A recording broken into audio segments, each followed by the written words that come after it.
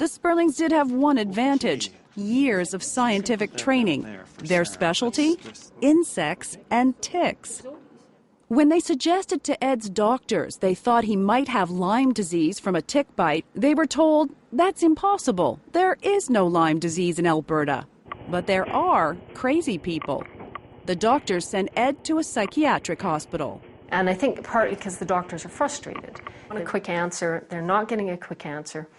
So it's easier to sort of throw you into the trash can of psychiatric diagnoses. The next year was a tug of war. The Sperlings presenting evidence supporting their Lyme disease theory, the doctors sending Ed again and again to psychiatrists. One doctor finally, reluctantly, agreed to test their Lyme disease theory, treating Ed with a trial course of antibiotics. But when Ed didn't immediately improve, he wound up in the lockdown ward again. And we said, that's okay, you do what you want as long as you give him the antibiotic. It took time, nearly a year, but eventually the antibiotics did the trick. Today, it's an engineering student at the University of Alberta, healthy now, but he lost 3 years. I guess it would be like a part of my life that I really did nothing. And don't really remember that much of. So in a way, it would be like a gap. Where would he be if his parents didn't have resources, connections, or scientific training? Felix and Janet don't wonder. They know. I don't think Ed would be with us anymore. If he wasn't already dead in a nursing home, we couldn't carry on the way we were carrying on. Unlike Ed, Nicole hasn't bounced all the way back, but she is stronger. Her mother credits her progress to the medical care she received in the United States after Canadian doctors failed to diagnose and treat her for Lyme disease at home. Can she be cured, do you think? I don't know. She has memory loss, profound memory loss. She's still in quite a bit of pain. She still has blackouts. I don't know if she's going to be cured. I don't know if she's going to relapse. I expect that she will be a lot better than she is now.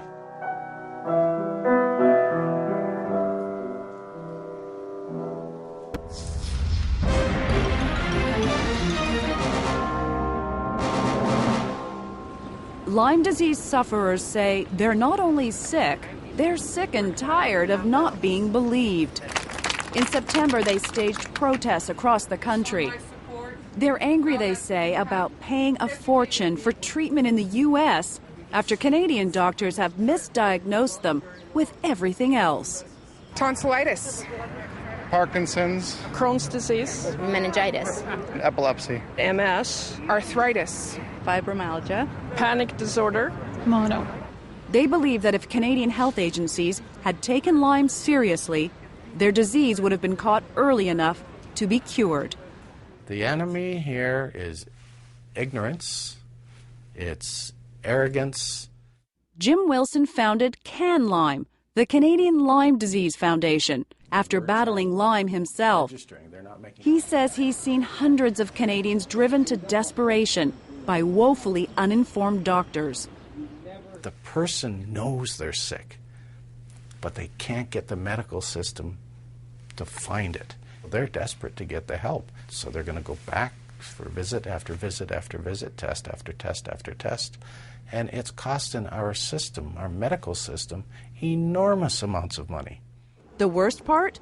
Catch Lyme early and it's curable with antibiotics that cost a little more than $100. Miss that window and the toll can be incalculable. David Leggett was a healthy, active family man with 2 daughters, married to Christine, his college sweetheart. In the summer of 2004, he was about to start his second year as a Toronto high school principal. I was on a camping trip with the family. We were out hiking, and then one day I couldn't hike anymore. My knee ballooned up. I felt really, really strange. I had no energy, and it was quite scary. I didn't know what was going on. That was July. By October, Leggett's brain was so foggy he couldn't do his job or even follow a simple conversation. Christine is a nurse. The Leggetts did their homework. David asked his doctor about Lyme. He said, we don't have that problem in Ontario. And even if it did occur, It's elsewhere, and it's very, very rare here, so it's not something that I know anything about. David was sent to see a specialist. The specialty? Psychiatry. So the psychiatrist just said, well, I don't know what we're going to call this. Let's say it's something that your brain makes up. Doctors thought David was delusional because, as far as they knew, it was nearly impossible to catch Lyme disease in Ontario. Provincial health officials reported only 7 people caught Lyme in the whole province that year. Yet, just across the border in New York State that same year, more than 5,000 cases were diagnosed. The ticks don't carry passports. They don't stop at the border. So to think that we don't have Lyme disease in Canada, I think is not realistic. How do they get here? Well, to an American tick, a migrating bird is an express flight to Canada. It's estimated that tens, possibly hundreds of millions of ticks hitch rides north every year. Once here, it's no big trick for them to climb up a shrub or a blade of grass and hop onto a passing human. CanLyme estimates that hundreds or even thousands of Canadians catch Lyme disease every year. We're missing a lot of it. We're not looking for it. And we need to really make physicians aware that this is a problem that they should be considering. When they do consider it, Canadian doctors rely on tests to confirm their suspicions. But the test we use here for Lyme is notoriously unreliable, especially in the first few weeks when treatment would most likely cure it. If the test is negative, it doesn't necessarily mean you do not have Lyme disease. Cape Breton doctor Ben Boucher sees a steady stream of patients whose Lyme has been missed by other physicians. 95% of the patients I see with Lyme disease are from out of my practice area. Boucher finds that many of his patients test positive on one test, but not on another. The solution, he says? Stop relying on flawed tests. A previously healthy individual suddenly gets a flu-like illness. And that may be enough to say we should treat this person as having possible Lyme disease and prevent it from developing further. If you don't have an official diagnosis of Lyme disease in Canada, confirmed by our present testing, you are not going to get treated in Canada. In 99% of the cases, you're going to have to leave our country. For Lyme patients who protested in Toronto and across the country, getting Canada's medical authorities to listen to them has been nearly impossible. Some were saying a few years back, it doesn't exist in Canada, it's a Northeast state thing. Ontario's Associate Chief Medical Officer, Dr. David Williams, admits doctors have been slow to realize that Lyme is a problem. We've said it is in Ontario.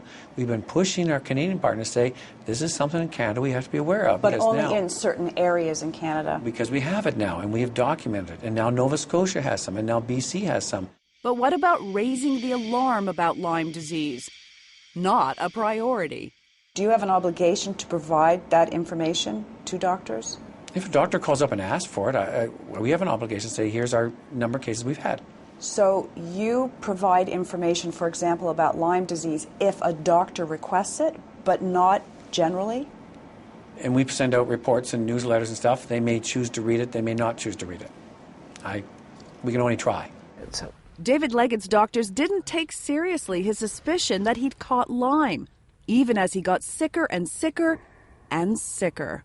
It felt like one by one, all of the supports in society that are supposed to be there were being taken away, that I was being, incrementally abandoned.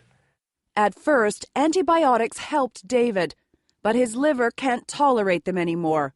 So his wife and daughters try their best to improve his condition with healthy food. Every day he confronts the possibility that he may be among the 20% of long-term Lyme patients who never get better. Do you ever feel like just giving up? Yes, I do. Not every day, but mostly every day. I mean, I do want to get well. Do I think I'm going to get there? I don't know. The harm and the tragedy of Lyme disease is that you need to catch it early to have Yes. the best possible chance of curing it. That's right. If I'd known, I could have gotten treatment, and then perhaps I wouldn't be in this boat.